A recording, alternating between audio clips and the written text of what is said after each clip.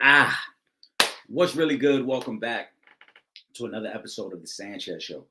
As always, we go live. We normally do it on Fridays. It is Sunday. This is the pregame show. But first things first, I am your host, Eric Sanchez, aka Legend in Two Games, man. It is Super Bowl Sunday, Super Bowl 58, which means we got a lot to get into. Gonna be going live for about an hour. Got some people that are gonna be joining me throughout the live, jumping in and out, giving me their thoughts, their predictions, how they expect the game to go. But first things first, make sure you are subscribed to the Sanchez Show, streaming across all major platforms. And then, as I always say, we go live on Facebook, YouTube, and Twitch every Friday night. We're doing it now, obviously, Super Bowl Sunday for the pregame show. And then I'll be going live again tomorrow night. Trip Young and myself will be live tomorrow, 7 p.m., to not only discuss our thoughts and reactions to the Super Bowl and today's game, but also what's going on in the NBA. We just recently had a crazy trade deadline and give our thoughts on who we thought got better.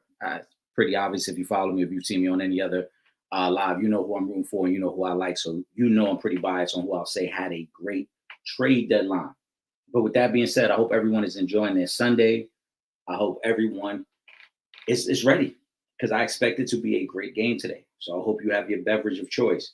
I hope you got your wings or whatever you're eating and snacking on today. I hope you're excited about the halftime show. I hope you're excited about the game. Like I said, I hope you're enjoying your Sunday. We got a lot to get into. If you guys got questions, comments, anything you want a prediction on or thoughts on, make sure you put it in the comment section. Shout out to Kyrie Thompson. He was the first comment of the night. He logged in early. What's up, fellas? Showing some love. I'm hyped about the game tonight. Kyrie, so am I. Will Gordon, I'm not sure if Will's going to be joining me, but I expect Vernon Brownlee to be joining me here shortly. Trip Young may also be joining me. Like I said, I spoke with the fellas off air. So people will be popping in and out as everyone prepares for what we expect to be a great game. This is a rematch from the Super Bowl 4 years ago. And speaking of, give me the thumbs up once you're ready. Let me know once you're ready, Vern. This is a rematch from 4 years ago.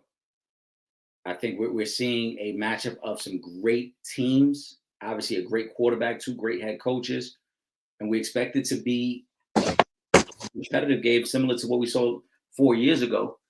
But as always, I got the best defense attorney in the game, my man in gambling and my man in podcasting, Vernon Brownlee. You switched the name up again. Last week it was Mr. Always Right. Now it's you're campaigning for the Commanders in 2025. Your feed went out though, so let me know once you're good to go. Oh, it went out? Yeah, the feed went out. I hear you, but I don't see you, so the camera went out. All right, just give me literally 30 seconds. Take your time. But like I always say, for anybody who is tuning in, whether this is your first time or your 100th time, make sure you subscribe to the Sanchez Show. We're going to continue to go live every Friday night. And then we got the collaboration episode with Real Fans Real Talk that we normally do on Sundays, but it is Super Bowl Sunday. So I decided to do the pregame show instead, man. Salute. Hope everyone's enjoying.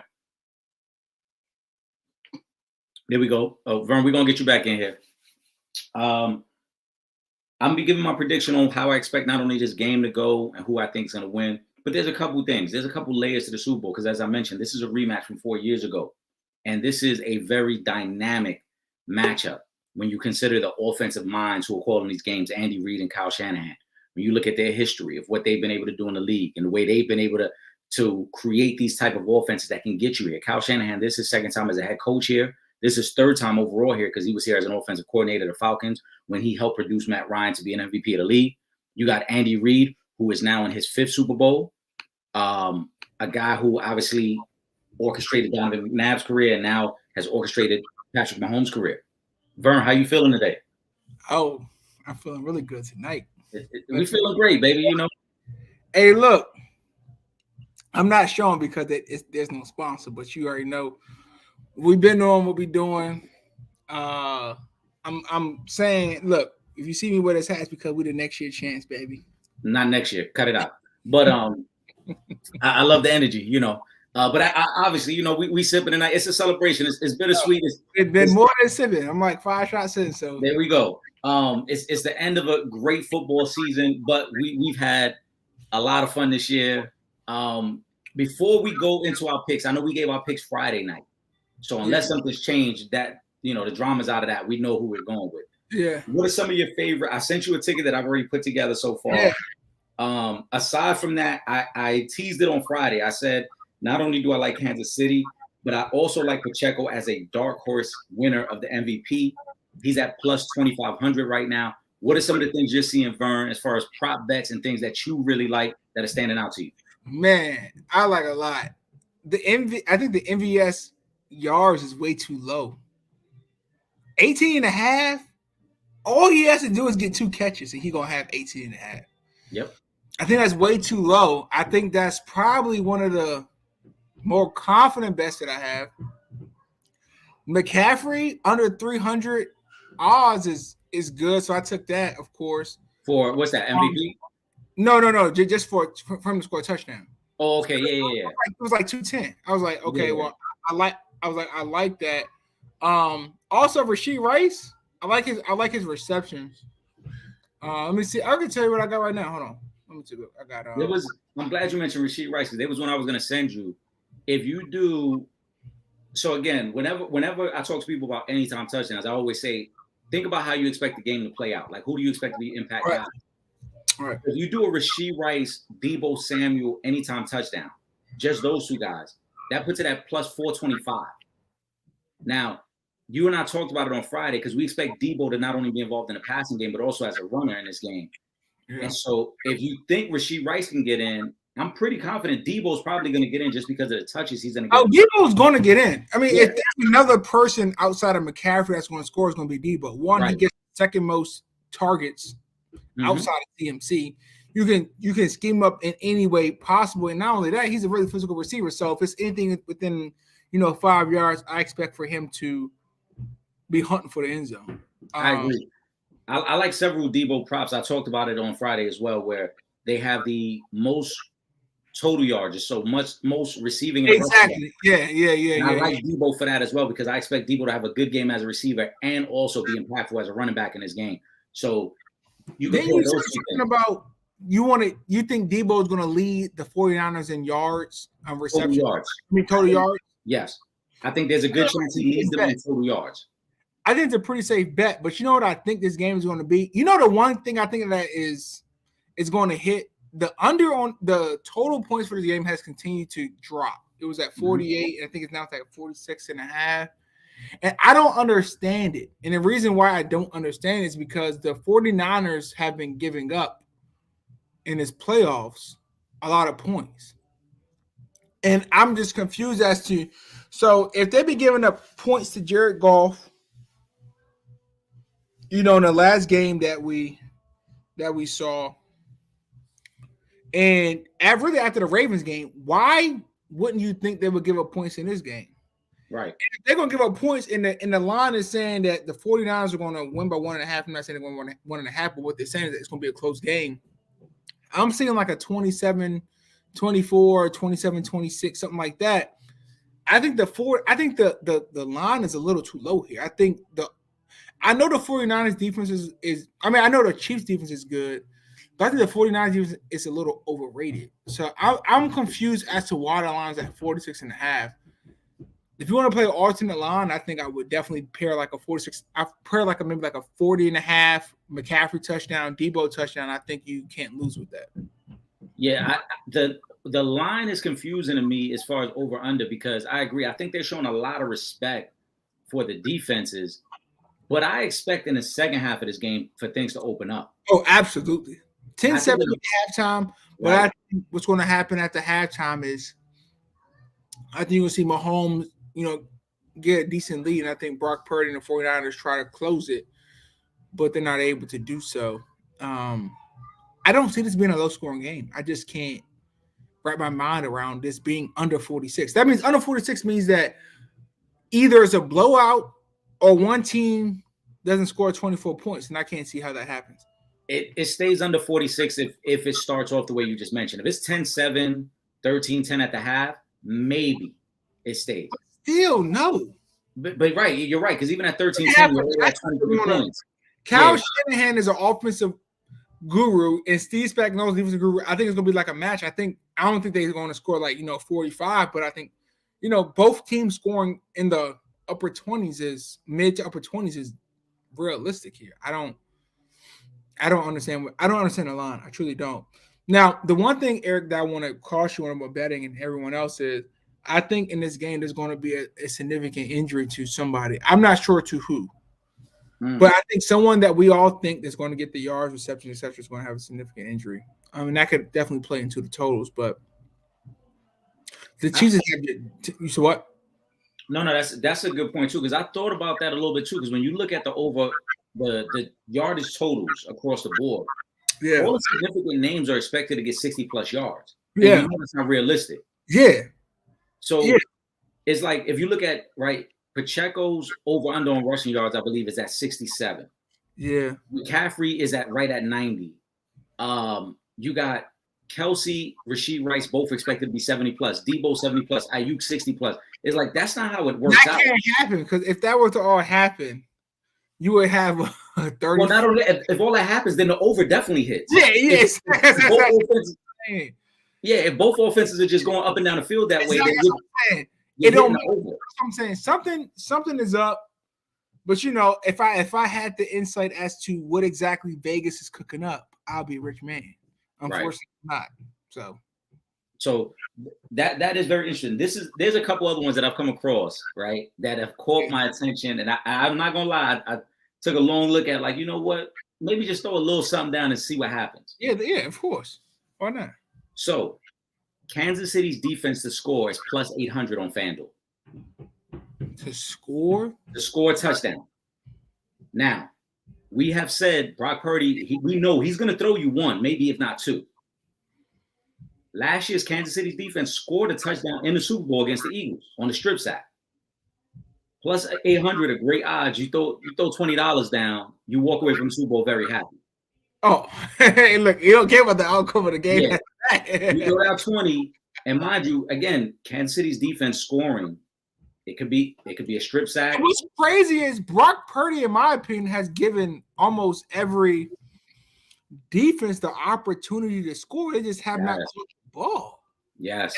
Look, let me tell you another thing that I think is going to happen in this game. I think Chris Jones is going to have an immediate impact in this game, and an important impact. And the reason why is because his not just physical play, but I think his intellectual play on the line with them trying to do screenplays, I think going to be really huge. I think he's going to have maybe one or two important batted down balls. I just think Spagnuolo is going to be in his bag this game. I just do. Man, the thing about the Chiefs is like Mahomes doesn't have to play that great. You got Purdy on the other side. It's not like he's playing Tom Brady, right? It's not like he's playing even Lamar Jackson or Josh Allen or CJ Stroud. He's playing Brock Purdy. And like I keep trying to tell people, if you can tackle Debo and Caffrey and limit their yak or yards at the contact, you're going to beat them. And that's what the Ravens did. The Ravens didn't play an amazing scheme. All they did was when there was a play to be made, they tackled. That's it. Now, of course, that's much easier said than done. But I think the Chiefs will be focused and ready to do that. And I also think the 49ers are going to have a little bit of nerves. And that's why I'm saying I think, I don't see why the 49ers, I don't see how the 49ers win this game. I mean, I guess they can. But like I said, I don't think Brock Purdy is going to make enough plays. And I think he's definitely going to have a crucial interception. He's had a crucial interception, or at least turnovers that should have happened every game. I think this is the game in which it actually capitalizes. And it's one. And if I had to predict the score, I'm gonna go Chiefs 21. No, Chiefs 31. And I'm gonna go 49-23. 31-23 Chiefs. Well, that's very similar to what their first matchup was 4 years ago when Kansas City won 31-20. Yeah. So, and in that game, that was similar to what we highlighted before about it was a slow starting game because neither offense really got going early. And then in the second half, Mahomes hit Tyreek Hill. That's what he's going to do. That's what he's going to do. Mahomes knows if he wins this game, it's him and Tom Brady. Yeah. He knows that. And I know you heard the news about him trying to restructure his deal, his contract. And the reason why he wants to do that, in my opinion, is because he wants to be known as the greatest of all time. Not the greatest right now, but the greatest of all time. And the only way you can do that is to keep the talent around you and continue to add talent. And that's the thing about Tom Brady. People under Sale is he restructured his contract. Tom Brady, I don't think, was ever the highest paid quarterback in the league. No, he never was. Top 3 or top 5. And the reason why he have a wife who made a lot of money, don't get me wrong, but Tom Brady made sure that they was able to add talent and keep talent on that team. I think Mahomes is going to go on a similar trajectory because I think he's at that point in time where he said, look, I can take down Tom as the greatest of all time, and I think this game is what he's going to do. Now, historically, he has not played well in the Super Bowl, but I think that changes today. So, no, Mahomes has played well in the Super Bowl. He got five touchdowns, 4 interceptions, lower than his averages in every other category. Yeah, but the 4 interceptions is a little deceiving because I believe 2 of those came in that Tampa Bay game. That's his worst. But when you compare it to what he does in the regular season, what I'm saying is when I'm talking about overwhelming, it's not overwhelming for any other quarterback. He hasn't had a historic performance. Correct. What I'm saying is that when you look at Tom Brady, the top 10 passing performances, Tom Brady has, I think, 4 of them, right? Mahomes is not on the list. Mm-hmm. So what I'm saying is I think this game, Mahomes lets people know, like, I am the guy. I don't know. That part I don't agree with. I think it'll be a good Mahomes game. The beauty in Kansas City and what they've been able to accomplish is how they've been able to redefine themselves. Yeah, it's crazy, right? Right. The team they are now looks so much different than what they were 2 years ago, 3 years ago, in terms of they don't get down the field as quick. They don't have the big explosive pass plays. But the one thing that Tom does, that Patrick does, that's similar to Tom, is that he doesn't make mistakes. Right. I'm not gonna throw in bad interception. I'm not gonna take the bad sack. We'll gladly punt the ball away and get a better, split field position and set things back up. And he displays this certain patience now that I don't think he had early on in his career. And it's crazy to say because he's still very young. He's only 27, 28 years old. You know what's crazy, Eric? I think Mahomes could be doing his whole career, but I think Mahomes is so smart. He knows, like, my defense is better than it's ever been. And he says, look, I'm not going to take the risk that I probably would a year or 2 ago because I know my defense has been doing. And that's smart, right? Like, why take the 20-yard threat the needle pass that he probably says, I could probably make, instead of just saying, look, I'm going to kick it to my defense because my defense is going to shut you out. I'm going to get a turnover. I get the ball right back where I started, and I better reset and restart. Think about, like I said, that Ravens game, they scored 0 points in the second half. Now, as we know, they could have scored points because the MVS, passed. They put them right.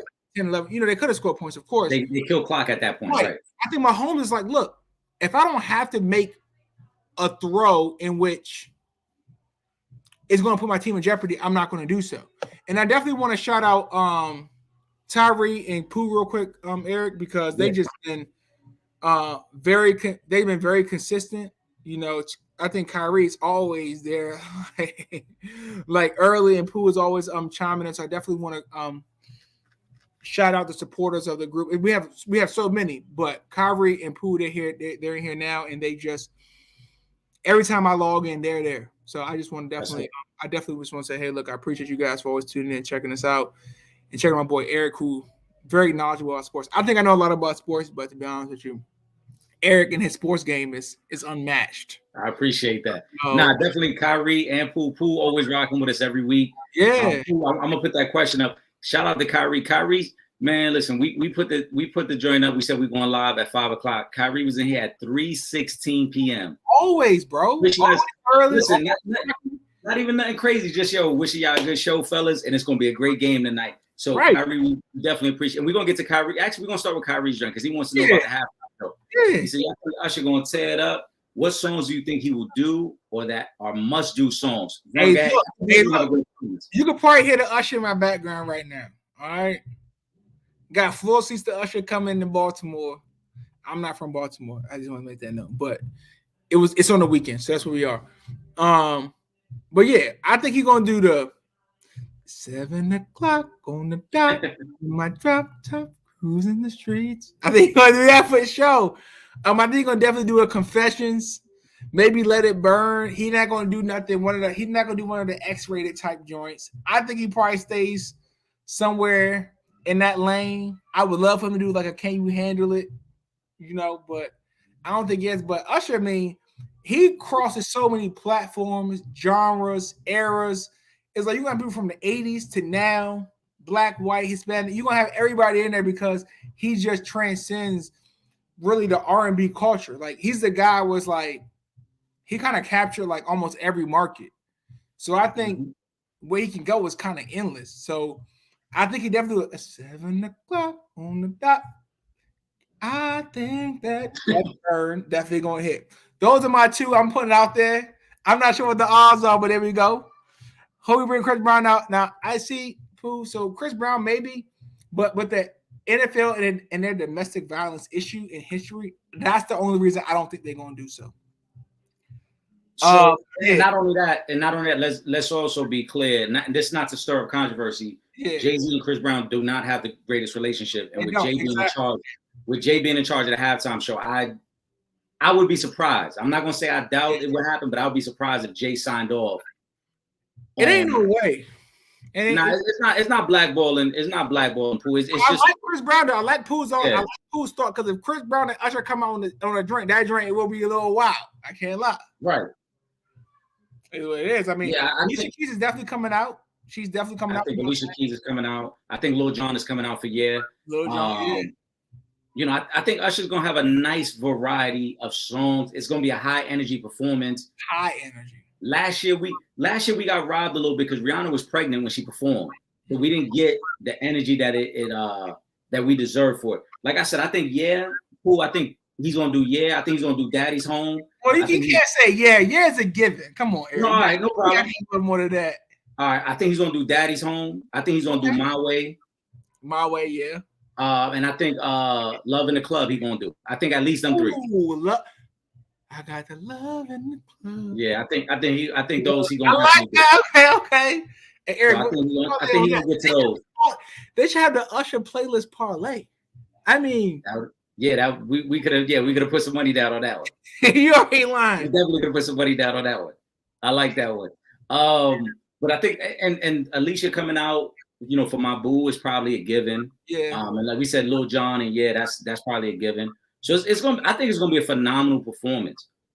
It might be the best ever. Now, I'm saying this as a black person, right? Like I don't really care about the people they had prior to, but in terms of the black artists that came on, the Beyonce joint that they had with the Formation, I know people was as they would say, getting their life on that situation. But I think the Usher joint, I think it speaks to just a little bit more of everybody, right? Like the guys are into it. Like when I was in, elementary school, middle school, and even high school, and even now, like Usher has been like a mainstay in the R&B community, right? So it's like I'm looking forward to it too. You know what I'm saying? Like I know all the songs. Like Beyonce, like I knew like Get In Formation, but I ain't know that's all I knew. But with Usher, like I don't like all the songs like by heart, So I think it's gonna be a good time. I think it's a hit with the NFL because he's not just an artist that just appeals to one demographic.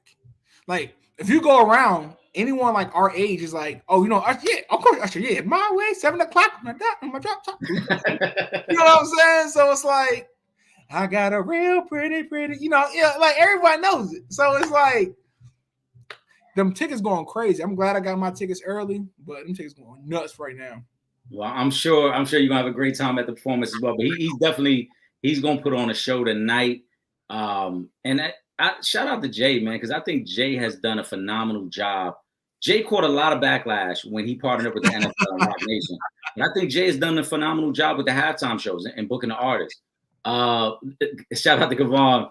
Today's we got to deal with Taylor Swift. Listen, I just saw, I don't know if you guys have saw it. The NFL posted it. I believe ESPN posted it. Taylor Swift brought all her friends to the game tonight. Are you serious? So they had a video of her walking into the stadium with Ice Spice, with Blake Lively. With who? Ice Spice, Blake Lively. Ice Spice? Hold on. Yeah. She has the little fro girl with the little round. No, that's her friend? Yeah.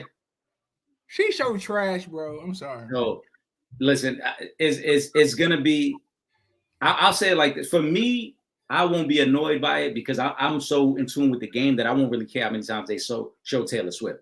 But I completely understand I completely understand the people who are so over it and so fed up with the shit that they're like, yo, I'm tired of them talking about her. But this is what it is. Enjoy the game because the game is going to be phenomenal. Do not let this overshadow how good of a game it's going to be. This is going to be a really, really good game. I promise you it's going to be a very, very good game, which lead me to Pooh's comment up here, which is we've talked about it. We dabbled on this topic before. If Mahomes wins this title, where does he fit in the GOAT debate? Vern, go ahead. If he wins, he's on the Tom Brady GOAT trajectory. He's not Tom Brady. He won't be at Tom Brady. But it's the trajectory continues, right? It's like, okay, I can see it. Because even though he lost to Tom Brady in the AFC Championship game, he lost in Super Bowl, it's like he would have 3 Super Bowls. He went to 5. And then you're like, he's probably going to eclipse all his passing yards, touchdowns, eventually, whenever that time comes. So you're saying he has 3. In his next 10 years, he'll probably win at least another 3, right? You think in the next 10 years he will probably win 3, right? You would think he should be able to. At least, right? So you think he might be like 1 or 2 short, maybe even tie. So you're really on GOAT trajectory. That's what you want. If he wins, he's on GOAT trajectory. If not, I'm not saying that he can't get there because we're prisoners of the moment. But if he doesn't win, it just puts a halt to it a little bit, in my opinion, until the next win. I think if he, well, I'll say this, hold on real quick, Kevon. I think Will might be at work right now. We spoke a little earlier, so I know he may not have been able to tune in. But if he's able to log in, he knows he'll log in whenever he's ready. But if Mahomes wins, he is at Joe Montana's front door. He's already at Joe Montana. He will. I think he's right there now. Joe Montana. The only thing Montana has over Mahomes. If Mahomes wins tonight, the only thing Montana has over him is the Super Bowls. Is the 4 Super Bowls. That's it. Because in terms of passing yards, in terms of records, Mahomes has already passed him in a lot of those areas. And the only thing Montana will have over him is that I went 4 for 4 in Super Bowls, where he's 3 out of 4, and he's still 1 behind me. So you're saying if he loses, he's not Mahomes. He's not in Montana. That's what you're saying. No. I'm saying if he loses, he's still not quite there yet. But would you rather take Montana or Mahomes regardless of the outcome tonight? Mahomes. Exactly. But that's not the argument. 30 seconds. I'll be right back. No, go do your thing, bro. I got to check on chicken. Do your thing. The debate and what people really want to know is where is Mahomes in the all-time great list? To me, he is on the Mount Rushmore already. I said this before they won last year. I think I said Mahomes, to me, was already in the conversation with what I consider to be the 3 greatest quarterbacks of all time, who are Brady, Montana, and Peyton Manning. Right now, Mahomes with 2 Super Bowls and 3 appearances, and with all he's done, 2-time regular season MVP, all the passing yards, how quickly he's attained all of these records, he has surpassed Peyton Manning for me. And that's saying a lot because I'm a big-time Colts fan, and to me, Peyton Manning probably was the ultimate student of the game and a guy who could dissect the defense in a way that no one else ever could. But Mahomes has passed Peyton Manning, I think, now. And with a win today, now it puts him right at the front door of Joe Montana, where we're saying the only thing Montana has over him is the Super Bowls. That's it. In terms of talent, in terms of accomplishments, he would have surpassed Montana, in my opinion. And the fact that even without winning today, that they've gone to back-to-back Super Bowls after losing Tyreek Hill, who most people will put in the conversation as the best receiver in football today, and to go to back-to-back Super Bowls has elevated Mahomes so much more. Because early on in his career, people love to say, well, look at the weapons they got. They got Kelsey and they got Hill. Well, now they don't have Hill anymore. And Mahomes is still winning Super Bowls. Last year, they won a Super Bowl where they had 6 rookies starting on defense. They were losing at halftime against the best team in football, the Eagles, and Mahomes put on a show in the second half of that game to win that game. So there is no debate whether Mahomes is on a Mount Rushmore. Now the real question is, where do we place him on a Mount Rushmore? Is he number 2? Is he close enough to Tom at number 1? I think right now he's at number 3. But if he wins tonight, he moves just a little closer to Tom, and I think he's right at the heels, right at the doorstep of Joe Montana, in my opinion. That's I understand your opinion. Your opinion is definitely valid, 100%. So I think Mahomes is phenomenal. There's whenever you're winning a lot, there's going to be hate. And there's people who can't stand the Kansas City Chiefs now because they've been so good now for these last 5 seasons. But Eric, there is no debating. But Eric, can I flip Pooh's question a little bit? So okay. if Mahomes loses, mm-hmm. how does that affect Kyle Shanahan, 49ers organization? How does that affect Mahomes in his current state? If they lose, I think what we'll circle back to is what his performance was. Because for me, when they lost to Tampa, I never looked at it as like people love to say, "Oh, Brady beat Mahomes." No, Mahomes had no offensive line in that game, and it became very apparent early in the game that it was Mahomes running for his life all game because they couldn't block anybody. So if they lose tonight, but Mahomes has a classic performance, right? Like I highlighted on Friday, Brady lost to Nick Foles. But did he really lose to Nick Foles? Because Brady he was slinging that thing. Yeah. Brady did everything he could do, but their defense couldn't get a stop. So if hypothetically, let's say Mahomes goes out there today, throws for 400 yards, 3 touchdowns, and has a perfect passer rating, but they end up losing 34-31. Is that on Mahomes? No, I agree, but that's why your analysis is so good, because I think to see that is very good. It's not like, oh, he loses, it's over, or he wins, it's great. It's like, you're right. I think people go back to say, how did he play? Did he make a play, or did he make a mistake that cost his team? If they lose, and the way he's been playing, I think we both agree that he's not going to make that fatal mistake. Right. I don't think he will. And that's why, like I said, I don't think his performance is going to change where I place him on the all-time list, because I expect Mahomes to be Mahomes. Even last week, they go on the road. It's the number 1 seed in the AFC. Mahomes ain't make a mistake. Not one mistake. Nope. All the pressure. He put all the pressure on Lamar and the Ravens to be perfect. And when they weren't perfect, Kansas City took advantage of it. The week before that, Buffalo, same thing. I'm going to put all the pressure on Josh Allen. You got to be perfect. I'm going to be Patrick Mahomes. You got to be perfect. So I expect them to do the same thing tonight. I expect them to be the 2-time MVP, the 2-time Super Bowl winner. And that's why you and I agree that we think Kansas City's going to win. Because if Mahomes is perfect, I don't think Brock Purdy can match up to that type of perfection. I don't think he has to be perfect, because I think Purdy's going to make mistakes. Like, I expect Purdy to make mistakes. I think this is the game where you go into next season, if you're a 49ers, and you start to question either Kyle Shanahan or John Lynch. That Trey Lance trade up is still haunting them. And remember, the only reason why none of them are fired at this point in time, Eric, is because Brock Purdy has performed or overperformed. That's it. That's the only reason Kyle Shanahan or John Lynch is employed at this point in time with the 49ers organization, is because Brock Purdy has overperformed. I think that's it. Listen, I'll take it a step further. I think had they lost 2 weeks ago against Detroit, one of those guys would not have been there. Would not be there.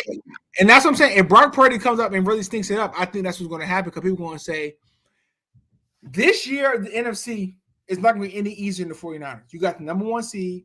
You had 2 teams fail out that were at least we're expected to make a run, yeah. And you're saying, what are the odds of you getting the number 1 seed back-to-back years and having no competition? It's just hard to happen. You got a tree, you got great help from CMC. CMC hasn't been as healthy since what? I don't remember. Probably year 2. Right, exactly. So that's just where I'm at with it. So I think you can definitely see it. Maybe if it's not like immediately after the Super Bowl, I think maybe midway through the season or towards the end of next season, one of those guys are gone. If they lose tonight, depending on how they lose, let's say Brock Purdy has a good game, but they lose. Do you still feel the same way about one of those losing their job? Yes. Because Brock Purdy, this is the thing, Eric. You know about the quarterback position. Brock Purdy is not a first-round pick, so he doesn't have a 5th-year option. Correct. 4 years. This is year 2. Next year we get 3. So what you got to do at the next year? You got to marry him, right? Yeah. And you know how it is. I got to marry you. I can't date you no more. I can't propose. It's not to propose it. I got to marry you. So even if you're great, it's like, if you're not perfect, am I really going to marry you? Because if I marry you, that means I'm locked in with you for really 5-6 years minimum. And I don't know if he doesn't win the Super Bowl, especially if he doesn't play well, if you can marry him. Right. Now you're in a really weird situation. I don't think no other team will probably trade for him. Maybe you might get some value for him, but it's like, where are you really left? It's a very tough situation to be in because the fact that they had such money, because they didn't have so much money tied into the quarterback position, whether it was Trey Lance, because remember, started last year, they tried to hand the reins to Trey Lance or Brock Purdy. It afforded them this opportunity to go get Christian McCaffrey, right? To give Bosa his money, to give Debo his money. Like, you look at all these choices. When you look at their team, if anybody's ever paid attention, you know at the beginning of the game when they highlight the skill position and the offensive line, you see all pro under a lot of guys on that team.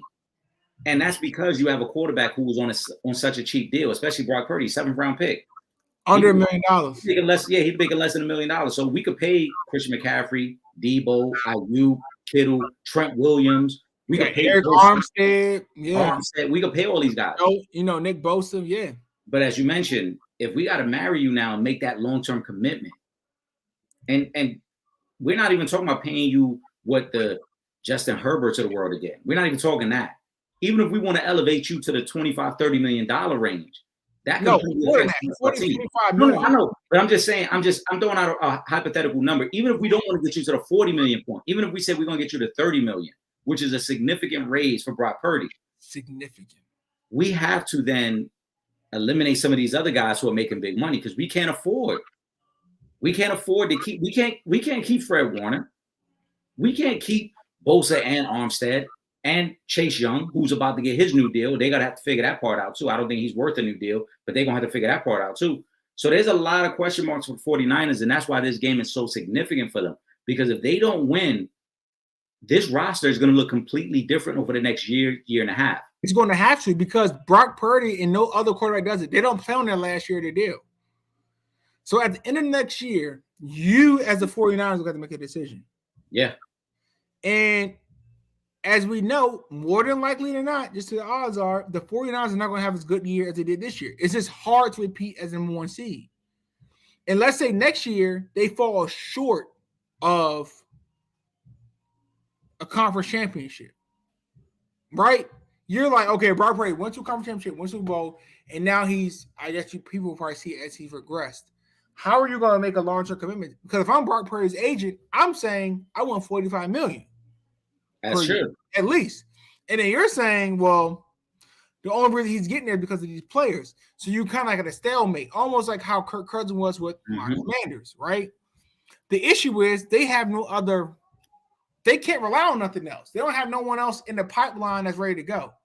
So I definitely think there could be some issues there. I think the 49ers have to win this game. Like, they must win. Because like you said, if you win the Super Bowl, you got years to kind of, get yourself together, right? You can justify, hey, look, I know we probably didn't do it the correct way, but we got what we ultimately wanted to get. You can justify it. The 49ers got to win this game. Yeah. I think it's must win also for the 49ers. This is a big moment for them. Everything in order to really kind of justify all the moves you made is to win the Super Bowl. And to highlight another point that you and I both have made, you don't get these many opportunities to come back to the Super Bowl. No, you can't. How many go back-to-back Super Bowls? The Chiefs, Patriots, outside of them, how many teams go to back-to-back Super Bowls? And the NFC, I think it's changed every year. In the NFC, we haven't seen a return team back since, I want to say. Was it the Cowboys or the Eagles? Which one? Eagles didn't go back-to-back. Right. So I think it was the Cowboys, right? They went back. Probably the Cowboys are the last team that we've seen be able to get back-to-back. I'm not even talking winning, just getting back. Right, he's getting back there. That's what I'm saying. And you don't get many opportunities. It's hard to get back, even with the Patriots and the Chiefs. The Chiefs didn't go Super Bowl. What was it? 2 years ago? The Bengals win, right? And it's just so hard to get. So many things have to line up correctly for you to get there. Yeah, you got to be healthy. Everything has got to go right. And then, like I said, then you got to deal with the free agency aspect of it. If you're 49ers, you're at a point where it's like, if we don't win this year, we're gonna have to make some major adjustments. Even, for example, when they lost to the Chiefs 4 years ago, the very next season they had to let go of DeForest Buckner, who was probably their second best D lineman. Yeah. Right? Because they had to make the room knowing Bosa's got to get a new deal soon. We got to take care of Debo soon. Yeah. Like the Niners have some holdovers from that Super Bowl 4 years ago.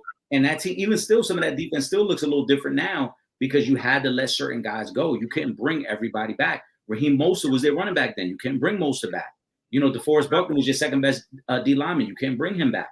So there was a lot of changes that had to be made to just get back to this point now, 4 years later. It is do or die for the 49ers. I agree. We're gonna stay Super Bowl, but lighten up the mood. We're gonna talk more about halftime because Kavon has a great question. Next year, the Super Bowl is being in New Orleans, so he wants to know: does Jay got to go with a white artist for halftime show, or does he keep it hip hop next year? Bro, as I said, we're gonna see some country. We're gonna see probably like Florida Georgia line or like Luke. What's my boy Luke Combs. We're gonna see something like that. Something that's going to target Middle America, like middle of the country America. It's no way we get back to back. No way. Are you serious? No. I don't agree. I think who knows? I think next year, I think Jay goes for the juggler. He's gonna try to do a No Limit Cash Money collabo. Oh, he's tripping, boy. If Jay pull that off, and he could find a way, but like, yo, we can get Cash Money and No Limit on stage together. We already see, as Pooh highlighted earlier, Usher has the longest set in halftime history right now this year. If Jay could find a way to extend it, like, yo, look, we're gonna do No Limit Cash Money. I don't think it's ever been done. I don't know if they've ever shared a stage, but correct me if I'm wrong, anybody who's watching. But if Jay could do it, that's going for the juggler right there.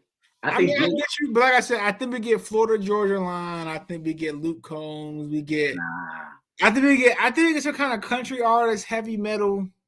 I think we're in the deep south. I know it's New Orleans is the city, but we're still in the deep south, and I think it's no way you can go back to back. I just don't see it. He's definitely, and shout out to David, like you said, Lil Wayne in New Orleans. Wayne will be a part of it. There's no way that Lil Wayne is not a part in some way. He might come on one of the country artists. Maybe they put out a song coming up this year. No, listen, there's no way, shape, or form you can do a show there, a Super Bowl show, and Wayne isn't at least part of the show. Jay, that's been Jay's pedigree. He showed it a couple years ago when they had the halftime show in LA. Who was the halftime show last year? Last year was Rihanna. Who was the year before that? The year before that was Snoop, Dre, Eminem. It was the West Coast joint.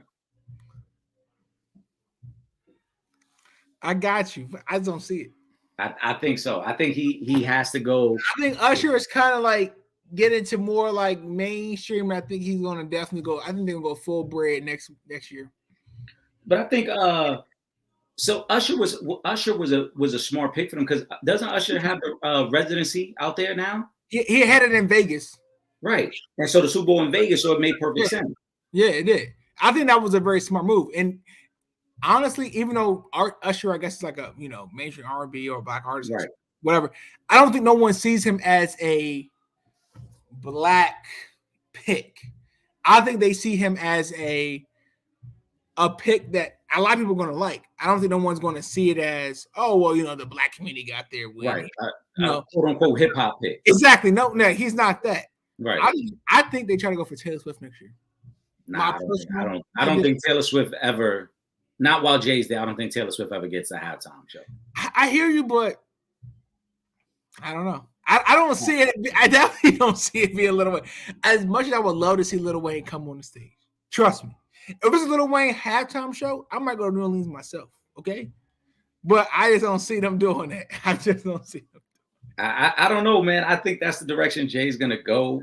I think it would not only be great for the culture, but also great for the city. You have to incorporate an artist that embodies the city. Bro, let me tell you something. That happens. I'm going to let Eric mark my words. I will be in New Orleans next year. Then I guess we'll see. I might not go to the game, but I will be in New Orleans next year. I mean, I guess we'll see each other at the Super Bowl. We'll be doing a pregame show from the parking lot of the Super Bowl. Hey, look, let me tell you something. A milli. Come on now. But listen, we're about 45 minutes from kickoff. We're gonna go for about another 15 to 20 minutes. Shout out to everybody, all the supporters, man. We love the questions, we love the comments. We're gonna get to as many of them as we can. David, we're gonna get to your question now, and then we'll save our final thoughts for the Super Bowl to end off the show. David wanted to get into a little NBA talk. Yeah.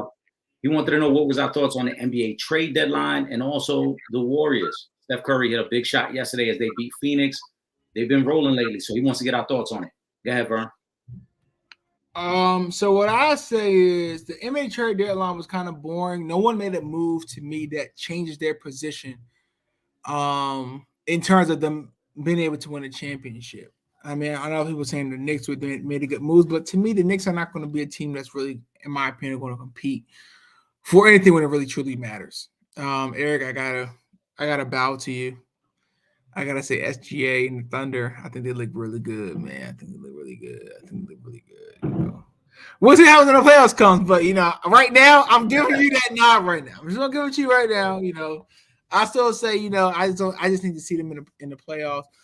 Knicks, like I said, the Knicks, to me, Julius Randle is going to choke in the playoffs like he does every single year. Eric knows it. Eric saw Julius Randle last year. He saw him. He don't want to see that Julius Randle again. But guess what, Eric? You won't see that Julius Randle again. You're going to see him.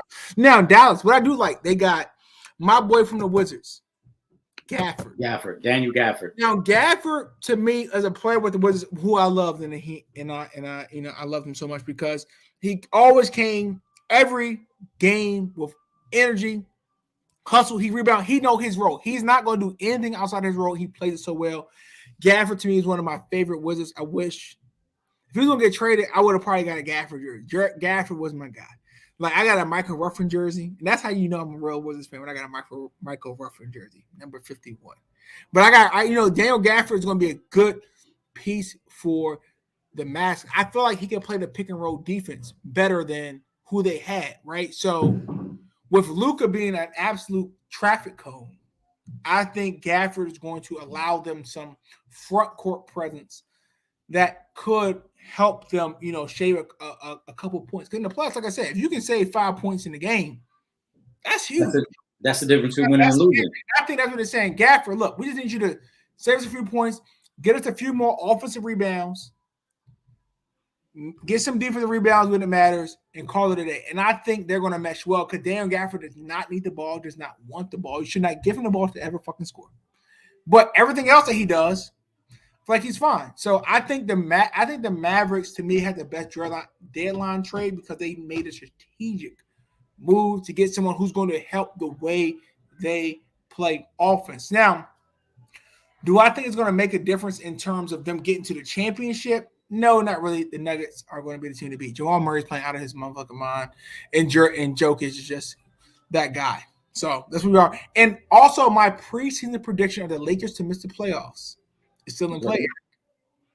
Like I told you, I said I don't think the Lakers will make the playoffs, and I think that's really going to go forward. So, yeah, that's where we are. And I'll let Eric clean up the rest of the questions. No, I think I love what Dallas did because the rookie Derek Lively was good for them as a rim runner as a rim protector.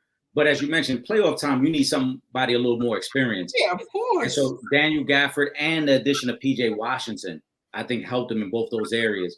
Dallas is so perimeter oriented with Luka, with Kyrie, and with Tim Hardaway Jr. They needed the protection interior. They needed the guy who can block shots. They needed the guy who can clean up the boards. But they got that. Blue collar guy coming to work. Yeah. So they got that, and I like that for them. I like the move, and I think it makes them a sneaky team. Now, granted, I don't like them better than Denver, than OKC. I probably still don't like them better than Minnesota. Of course, yeah. But I like them now in terms of like depending on the matchup, they could because Luka has shown in the playoffs. Luka could give you 35 every night. Luka plays well regardless of what. Yeah. So now it gives them a little more protection, rim protection, defensive help. I like the move for them. For the Knicks, I love the move. A part of it is bias. Yes, I'm a Knicks fan, but you said something that's very true, Vern. I'm gonna give you your props. Julius Randle in the playoffs has flamed out every time we've made the playoffs with him. That's why what Jalen Brunson did last year was so impressive because Jalen Brunson pretty much had to take on Miami by himself. He did, not pretty much. Right. But now, when you look at the minutes we were giving away in the playoffs last year and who we've upgraded them to, it's a big, big difference. Now we are no longer relying on R.J. Barrett, who very limited offensively. We're no longer relying on Quentin Grimes, who's very limited offensively. We're no longer relying on Obi Toppin, who's very limited offensively. We've brought in guys now who can create offense, so we don't have to rely on Julius Randle as much, and we don't have to put as much pressure on Jalen Brunson. You got Bogdanovich, who can handle, score, and create. You got DiVincenzo. You got Birch. So you got all these guys in place now. The Knicks still got to get healthy, though. Don't get me wrong, because Randle coming back from the shoulder, we don't know what Mitchell Robinson is going to look like coming back. But if the Knicks get healthy, they're probably the deepest team in the playoffs. But who cares, Eric? It matters. Trust me, it matters. No. It matters. Okay. Let's be real. Knicks are not beating the Celtics. I don't care. It doesn't matter. And that's it. Honestly, unfortunately, they're in the Eastern Conference, and they're not beating the Celtics. So it doesn't matter who they added or who they didn't add. In a series, I'm gonna tell you why I like our chance. I'm not saying we're better than Boston. Okay. But I like our chances. Do we have the better head coach? Yes. Yes. Do we have the deeper roster? Yes. Yes. All right. So Boston has the star power. They got Tatum and Brown. We don't have anybody on that level. We got the deeper roster. We got the better head coach. In a 7-game series, I'll take our chances. Hey, Eric, move out the way so people can see that Knicks basketball you got in your background. It's right here. Move out the way so they can see right it. Here. So look, I know Eric probably like, oh, it's been since the 70s. It's right here. It's right here. It's right here. Let me tell you something, bro. It's going to be another year. It ain't happening. Hey, listen. Let me know what time the Wizards play, and then we'll talk. Hey, look. All right. No. Don't be trying to trash my team. Let me know what time the Wizards play. You ain't that to me. You know how I feel about the Wizards. You know how I felt about the Wizards. Eric, Will and I was on here earlier. I'm on Friday talking about how much affinity we have for the Wizards. Why you gotta do that? I'm just saying, because you're trying to trash my team, talking about it's never gonna happen. I don't like the negative. I don't like your negativity, Vern. We got bets in place today. I need nothing but positivity. I need positive energy on this Sunday. You know how I feel about them, man. Listen, let's get to a couple questions here as we're getting close to the end of the show. Yeah. Shout out to Ron. Jonathan Kuminga, where did this player come from? Oh my God, he's dunking on cats. After he cut his hair, yo, he came out. And remember, he was complaining all season. He's like, they don't use me right, blah, blah, blah. And I was like, oh, man, whatever. Yo, he's like, what? Like, he is definitely doing his thing. Like, Kuminga, I got to give someone like that credit when you have all the star power around you. Imagine how it is to the pressures you feel to say, hey, I got to be at my best. And these guys who won championships to believe and trust in me to give me, really put me into the rotation and trust me to create offense, etc. I feel like Kuminga, honestly, his ceiling is crazy high. I know I think he's going to almost feel like a similar James Wiseman role that they wanted him to be. I mean, Kuminga is uber athletic. Like, I think he can definitely make some moves. And I feel like next year is really the year he comes in. He might be all-star next year, to be honest with you. But I think that what they got going on in Golden State is good. It's not going to be enough to get them to the promised land. I think you got a lot of other teams who have talent. But I definitely think it gets him a fighting shot. But Klay Thompson got to definitely get his stuff together if they're going to have it. Klay is on his way out. What I love about this whole thing for Kuminga, what I love about this whole thing for Kuminga, though, is that he stayed the course. He did. He kept battling. He kept trying to find ways to win it. He literally grinded it out to this point. And now we're seeing all the hard work paying off. And I think, as you mentioned, next year he'll take another step up. He'll continue. I love the fact that Curry's starting to trust him more, but also Kuminga's starting to trust his own game now. Kuminga has found his niche in the NBA and realized these are the things I do well as a slasher, as a guy who attacks the rim, and that's what I'm going to do. And I'm not going to get caught up in the old way of how the Warriors play where everybody got to stand around and shoot threes, because that's not my game. I get to the basket, I attack, I get downhill. Shout out to Kuminga because I really like that he's still with the grind. Ron wants to know. He said, we all have the Nuggets as faves, but I thought they should have added someone. Clippers, if healthy, could be scary. Yes and yes. The Nuggets, I thought, played it too cautious. I completely agree with you, Ron. They, for as injury-prone as they've been around their other stars, not Joker, but Porter Jr. and Murray, they should have went out and added pieces. They were good quality veteran pieces they could have added. They did not. And I agree with you. If the Clippers are healthy, with as good of a coach as Ty Lue is, they could be very scary in the West. What you think, Vern? If you ask Ron, who you think they should have added? Ron. So if you hear this, put it in the comment section, Ron. Put it in the comment section. Who you think they could have gone after?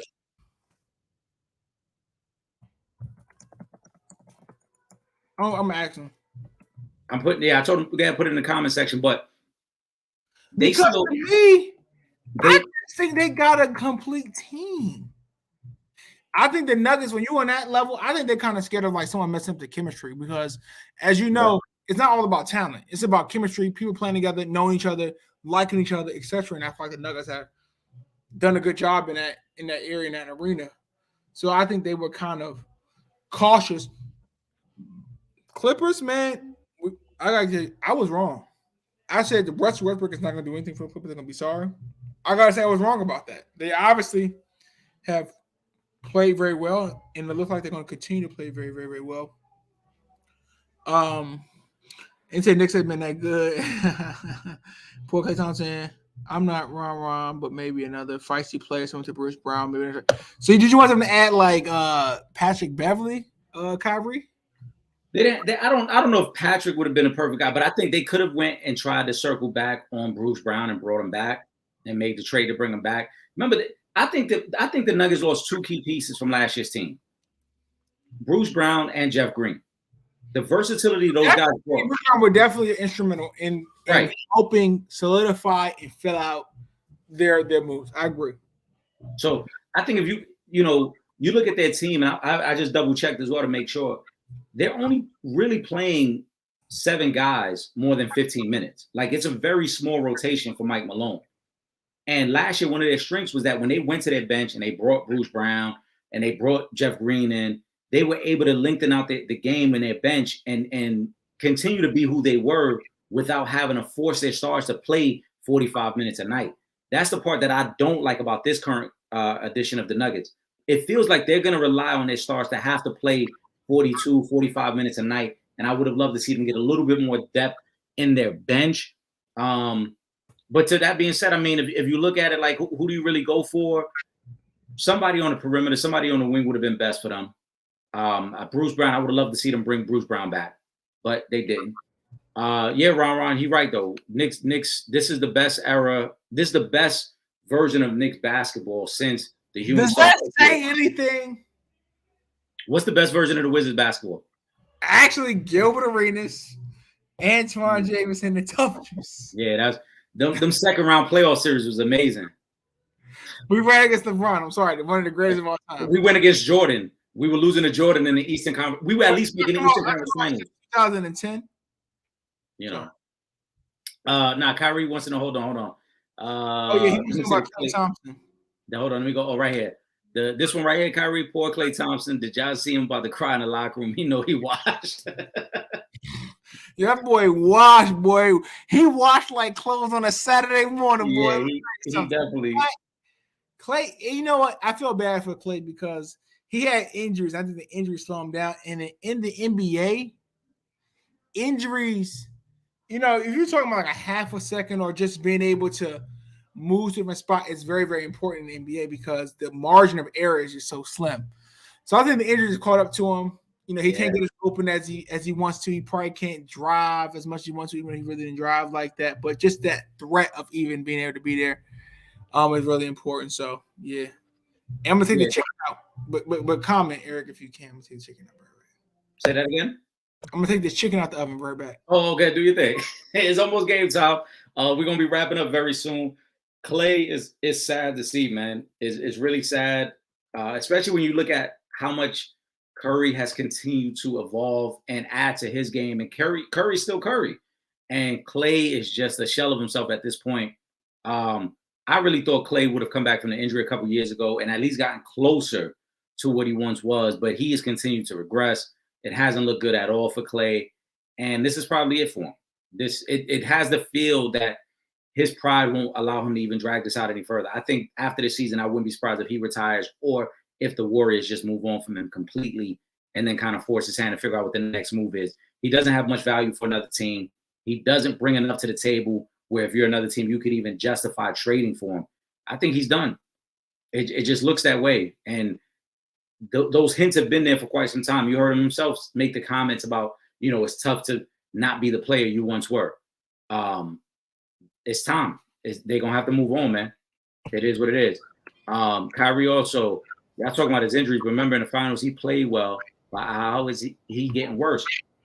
Because we got to remember, he's never been a guy who could take you off the dribble. He's always been a guy who was really good at catch and shoot movement without the ball. And when you don't have your legs, the jump shot is going to go. The jump shot is never going to look the same if you don't have your legs. And I just don't think he's had his legs for quite some time. He was never super athletic. He was never a slasher. He was never a cutter. He was a guy, we praised him. Remember, he had that game that one year where I think he scored 60 points with only like 5 dribbles. It was crazy. Yeah. His game was being able to shoot your lights out. And if you don't have your legs, you're not the same guy. And then you add into the fact that he's nowhere near the defender he once was. Right. He was the ultimate perimeter defender in his prime that could have also knocked down the open three. He's not that anymore. So those two aspects of the game are completely gone. And now you're seeing he looks like a below average NBA player. Right. And I'll just speak briefly because I did have an ACL meniscus tear. I've had 4 knee surgeries actually in 4 years, which has been hell on earth. And I can tell you, like, of course, his athletic training is much better than mine, right? Such as trainings, blah, blah, blah. But I can tell you with an injury like his that he's had, what they say is you might be able to rebound briefly, but your performance is going to decrease because the support in like the muscular atrophy and the muscular I guess like growth that you can have is a little limited in terms of what you can do if you didn't have that injury. And remember, we're talking about the NBA, we're talking about the slimmest of margin. We're talking about the difference between you being able to get past one or not, which is really like a 10th of a second difference, right? So when someone has an injury like that, and he had that, and was it that and his Achilles? Oh, he had like 2, he had back-to-back crazy injuries. So that is very, very, very important. I think people say, oh, he's playing, he must be healthy. Yeah, he can technically play, but in terms of the explosiveness or being able to, like as Eric's saying, shoot consistently and using all your legs is just different. Like your quads, the way they react, the way that they're able to contract, the power you can get, it's just different. And when you talk about those slim margins, he just can't be able to keep it up for years at a time. It's like it's a degenerative process, unfortunately. So I don't think he's ever going to be the same player, shooter, etc. But all right, Kyrie, I appreciate you, man. Eric, you on mute. You on mute, Eric. My fault. Shout out to Kyrie. We appreciate you rocking with us. It is almost game time. We're about to wrap up, so we're getting close to the final thoughts. I've been sipping. Vern, I want to let you know this bet that I just placed as you were talking because it came across, and I'm like, this too. Something making money. What's up? They got a Travis Kelce rushing prop. Rushing? Hear me out. Over half a yard rushing is plus 710. I just put $30 on it. Hold on. I just put $30 on it. I'm going to let you know right now what I just did. Hold on, brother. Shovel passes are passes. They're not rushing. No, that's fine. I'm going to call it right now. They're going to get Travis Kelce in the backfield on the trick play and just let him run with the ball. He's going to get the half yard. That's going to cash. You know what? I'm rooting for it now. That's going to cash. More, I think a lot of not $5 for 30. I put 30 on it. Not 5. Listen, we got to end off the season. The Super Bowl Sunday. Let's go out with a bang, baby. That's why we're going to bang because I don't bet NBA. NBA is too rigged to me, in my opinion. I feel like some of the lines are a little crazy. Too many variables. Way too many variables. So yeah, we're going with it, man. I can't wait for this game. All right, listen, we are about 25 minutes from kickoff. Vern, you and I, we talked about it Friday. We both have the Chiefs winning this game, winning their 3rd Super Bowl in 5 years. Give me some quick thoughts on what you think how the Super Bowl plays out, what you think this would mean for Mahomes and Reed if it goes the way you expect it to go. Yeah, I think it's close all the way through. You might see a 10-point lead at some point in time, but it's not 10 points like forever 10 points like it was in the Ravens game. I think it's a closer 10 points, but I think the game probably stays within one possession most of the game. I think Mahomes has the lead and they make a drive to kill the clock. I think the game is a 3-point game. 20, as I said, I think it's a 3-point game, probably the most, but I think it's either going to be 27-24 or 31-23, as I said earlier. So either one of those scores, I think take the cake and it takes the over. Yeah, I think the over does hit as well. As we highlighted, the second half of this game, I expect the offenses to open up. I think early on, Brock Purdy struggles. And don't be surprised if Kansas City has an opening to this game the way they did 2 weeks ago against Baltimore, where they go right down the field, take the lead, put all the pressure on Brock Purdy. I think in the second half, Kyle Shanahan says, fuck it. We're going to open it up. We're going to air it out. I'm dead serious. I think it gets to that point in the second half where Kyle Shanahan said, we just got to open it up. And we're going to have to air it out a little bit. But I still think Kansas City wins because Mahomes doesn't make mistakes. He just doesn't. And I expect Brock Purdy. I read one of the most bet on props this week was the over on Purdy to have at least one interception. Oh, bro, that's a lot. Yeah, it was one of the most bet on props where he would have at least one interception. So I think everyone knows it's coming. He will throw you a couple, not just one.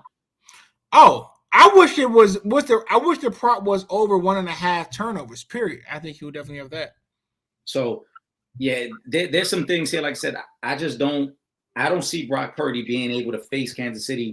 Everything Spagnuolo's going to throw at him and then not make mistakes. He's going to make mistakes this week. Kansas City wins.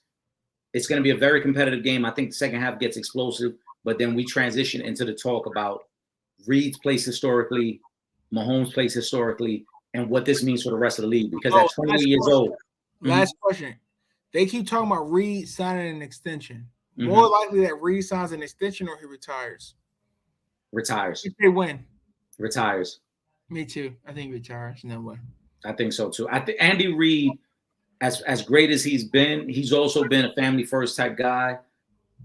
And I would not be surprised if he also understands what we're seeing from Kansas City is not the norm. Yeah. Isn't what it's always like in the league.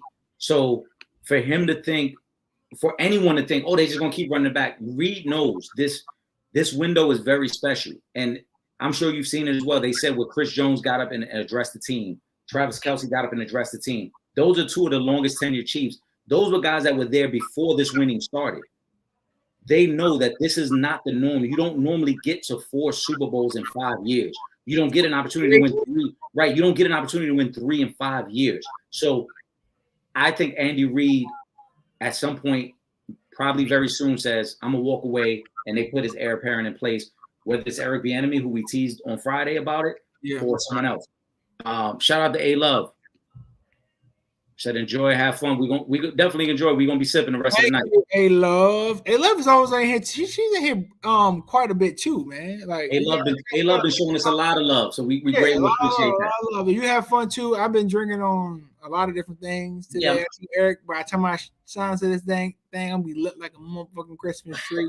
I know y'all can sit down, but boy, I'm up right now. So it's almost time, baby. Listen, go enjoy the wings, replenish your drink. I'm about to replenish my drink.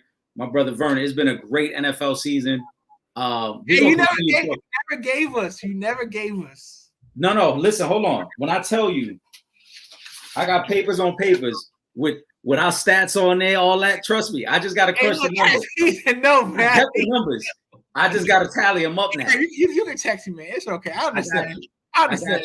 But I didn't forget. I tallied the numbers. I got them there. I just got to put them all together now. But man, what a phenomenal NFL season, Vern. It was great, man. We hit on a lot of bets. We was wrong on some, but we had a great year. We had some heaters. Yeah. We had some heaters. We had a great year. Listen, that's how all bettors are. Even the professionals, like they say, if you hitting that more than 50%, you in the club, right? Yeah. So we had some heaters. We had some cold streaks, but that's what you expect. But boy, we had some heat. It wasn't like no small heat. No. You had like what? Maybe I think we went like 13-2 or something like that. I had a week where I went 13-2.